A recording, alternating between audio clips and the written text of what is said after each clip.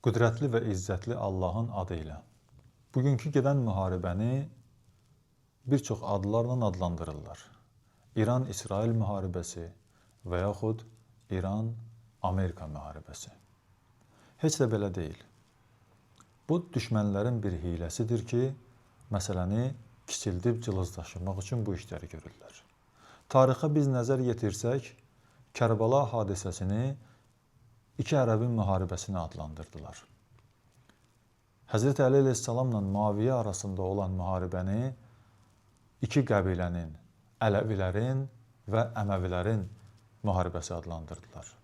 Düşmən tarix boyu bu işləri görür. Amma bu belə deyil. Bu, haqla batil arasında olan müharibədir.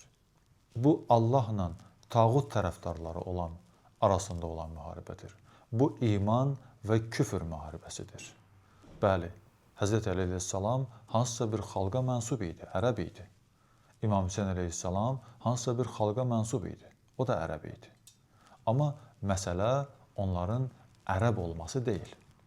Məsələ onların haqq olmasıdır və onlarla müharibə aparanların batil olmasıdır. İmam Hüseyn əleyhissalam və Həzrəti Əli əleyhissalam və digər imamlarımız, bunlar hamısı Adəm Peyğəmbərin varisləridir. Adəm Peyğəmbər hansısa bir xalqa mənsub deyil ki. Allah Quran-ı Kərimdə Adəm Peyğəmbəri barədə buyurur ki, İnni cailuka fil ardı xəlifə. Ya Adəm, biz səni yer üzündə xəlifə təyin edirik. Yəni, bütün bəşəriyyətə xəlifə təyin edirik. Deməli, Adəmin varisi olan imam, ərəb də olsa, bütün bəşəriyyətin xəlifəsidir. Və yaxud İbrahim Peyğəmbərin varisləridir imamlarımız. Allah Quran-ı Kərimdə İbrahim Peyğəmbər barədə buyuranda buyurur ki, İnni cailuka linnasi imamı. İbrahim Peyğəmbər bütün insanların imamıdır. Deməli, Həzrəti Əli əleyhissalam, İmam Hüseyn əleyhissalam, İmam Həsən əleyhissalam və digər imamlarımız əgər İbrahim Peyğəmbərin varisləridirlərsə, baxmayaraq ki, ərəbdilər və yaxud qeyri-ərəbdilər fərq etməz. Onlar İbrahim Peyğəmbərin varisləridir və haqq yoldadılar. Əgər mübarizə aparırlarsa, müharibə edirlərsə, deməli, haqla batilin müharibəsidir. Ərəblə əcəmin və yaxud iki qəbilənin müharibəsi deyil. Bunu sadəcə düşmənlər bugün də insanların zehinlərinə otuzdururlar ki, qoy Kərbala hadisəsi yaddan çıxsın. Qoy Həzrəti Əli əleyhissalamın apardığı mübarizə, onun yolu, xətti yaddan çıxsın. Baxın, Aşura gələn kimi, Məhərrəmlik gələn kimi, niyə dərhal iki ərəbin müharibəsinə niyə ağlayırsınız? Bir ərəbin ölümünə niyə ağlayırsınız? Haqqı hansısa bir millətə mənsub etmək, bu məsələni kiçildir və insanları bu yoldan çəkindirir. Bugün də belədir. Bugün də İran İsraillə müharibə aparır və yaxud Amerika ilə müharibə aparır. Amma bu iki ölkənin müharibəsi deyil. Bugün də Həzrəti Seyyid Əli Xameneyi hansısa bir xalqa mənsub olar. Fars ola bilər və yaxud qeyri-fars ola bilər, Azərbaycanlı ola bilər. İndi kimə necə sərf edir, elə də deyir. Amma onun hansısa bir xalqa mənsub olması mühüm deyil. Onun haqq yolda olması mühümdür. Seyyid Əli Xameneyi yer üzündə qeybdə olan imamımızın 12-ci imamın naibi idi. Onun yolu haqq yolu idi. Onun mübarizəsi haqq mübarizə idi. Bugün onun tərəfdarlarında dayananlar, onun üçün qəmlənənlər, onun yolunu davam elətdirmək istəyənlər və onun qisasını almaq istəyənlər haqdılar və batildən qisas almaq istəyirlər. Bunu biz belə bilməliyik. Və bəli, bugün Seyyid Əli Xameneyini qətl etdilər. Xoş halına, şəhadət məqamına yetişdi. Amma bu o demək deyil, məğlubdur.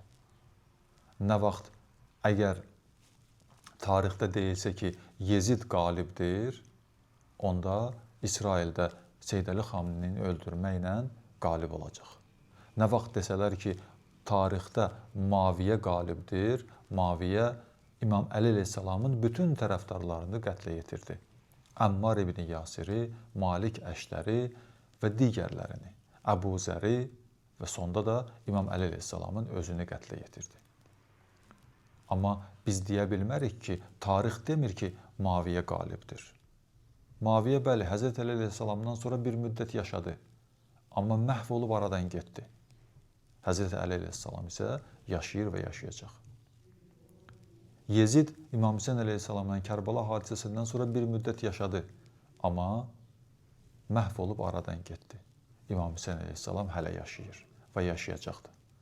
Bəli, İsrail, Amerika bir müddətdən sonra aradan gedəcək.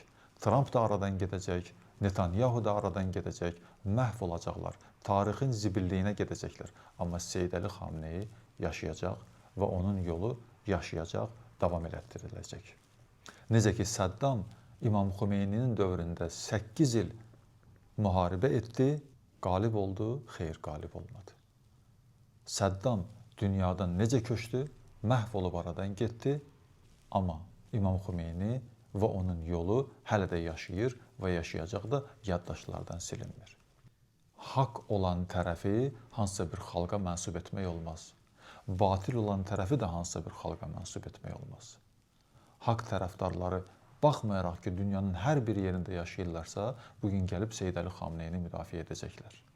Düşmən bugün çalışır, məsələni cılızlaşdırır, məsələni kiçildir ki, insanlar, yəni dünya insanları, haqq pərəstlər bu işə qarışmasınlar.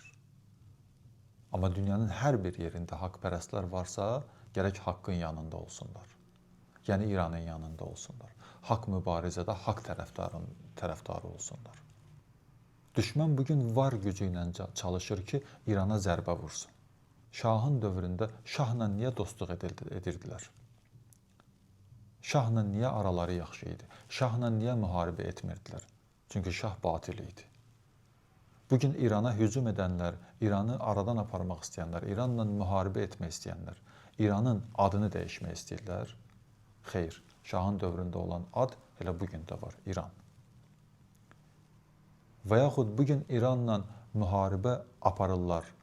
İstəyirlər ki, xalqı həmən o torpaqlardan köçürsünlər. Xeyr, bunu da istəmirlər. Nizamı dəyişmək istəyirlər. Haqq olan nizamı dəyişmək istəyirlər. Çünki haqq olan nizam batilə sərf etmir. Şahın dövründə olan İran batil nizam idi, batilə sərf edirdi, düşmənlərə sərf edirdi. Ona görə ondan işləri yox idi. Amma bugün nizam haqdır deyə bu haqq nizamı aradan aparmaq istəyirlər. Seyyid Əli Xameneyinin son çıxışında elə bu məsələyə toxundu. İmam Hüseyn əleyhissalamın Kərbalada dediyi sözü misal gətirdi. Dedi ki, İmam Hüseyn əleyhissalam Kərbalada buyurdu ki, mənim kimisi Yezid kimisinə beyət etməz, baş əyməz. Ondan sonra buyurdu ki, bizim kimisi Amerika kimisinə və yaxud İsrail kimisinə baş əyməzlər heç vaxt. Zillət bizdən uzaqdır. Baxın, bugün güc kimlərinsə əlində ola bilər. Vaxtı ilə necə ki, Fironun əlində güc vardı. Allah Quran-ı Kərimdə buyurur ki, Firon iddia edirdi ki, "Qad aflahal yawma man ista'la." Quran ayəsidir. Hər kəsin əlində bugün güc varsa, o qalibdir. Amma Quran bu məntiqi qəbul etmir. Quran o məntiqi qəbul edir ki, "Qad aflaha man tazakka" və yaxud "Qad aflaha man zakkaha." Quran o məntiqi qəbul edir. Qalibiyyət odur ki, insan nəfsini paklaya. Nəfsini paklayan insan başı uca olar. Zalıma, Yezidə, şeytana, tağuta baş əyməz. Seyyid Əli Xameneyi nəfsini o qədər paklamışdı ki, İmam Hüseyn əleyhissalam, İmam Əli əleyhissalamın tərəfdarı olan İmam Xomeyni və digər onlar kimi yüzlərlə, minlərlə, bəlkə də milyonlarla insanlar olub həyatda ki, nəfslərini pakladıqlarına görə batilə düşmənə baş əyməyiblər, ağaları Əli kimi. Ölüblər, amma düşmənə baş əyməyiblər. Şəhadət məqamına yetişiblər, qətl ediliblər, amma İmam Hüseyn əleyhissalam kimi deyiblər ki, mənim kimisi Yezid kimisinə baş əyməz. Nəfsini paklayan başı uca olar və düşmənə heç vaxt baş əyməz. Seyyid Əli Xameneyi nəfsi paş olan bir insan idi. Ömrü mübarizədə keçdi. Bütün ömrünə diqqət edin, nəzər yetirin, mütaliə edin. Mütaliə edin. Seyyid Əli Xameneyinin həyatını araşdırın. Görün həyatında nə qədər mübarizədə olan dövrlər var. Bütün həyatı mübarizədə keçib. Həbslər yaşayıb, sürgünlər yaşayıb, çətinliklər görüb, amma yolundan dönməyib. Və dönmədi də ta axıra qədər də dönmədi, bu yolda canını da qurban verdi.